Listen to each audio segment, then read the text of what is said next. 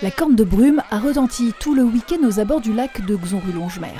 Après un samedi réservé à la balade et aux familles, les départs pour les courses du 75, 40 et 25 pour les VTT à assistance électrique et musculaire se sont enchaînés ce dimanche pour cette trace vosgienne que les habitués aiment à retrouver. C'est une course que j'apprécie puisque c'est dans les Vosges, je suis né ici et le terrain est sympa. Je suis en préparation pour les Coupes du Monde et puis les Championnats du Monde au mois d'octobre.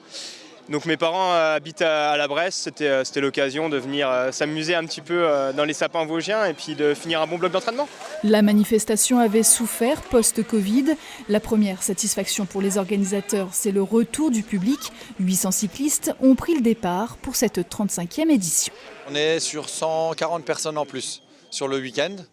Donc c'est bien, c'est toutes les courses qui ont été augmentées en nombre de participants. Au programme, un parcours classique passant par les sentiers surplombant les vallées des Hauts-de-Vosges.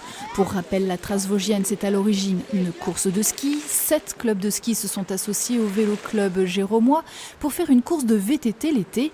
Finalement, c'est celle-ci qui a pris le pas sur les rencontres d'hiver, d'autant que la dernière a dû être annulée suite à une modification du parcours demandée par la ville de Gérardmer, irréalisable à quelques jours de l'événement. On a pris un coup dur cet hiver de ne pas pouvoir organiser la trace, indépendamment de notre volonté. En plus, il y avait la neige. Donc là, on est content. On a eu du mal de se relancer parce que le moral était quand même bas à la fin d'hiver. Et là, c'est pour ça fait plaisir de voir qu'il y a vraiment du monde.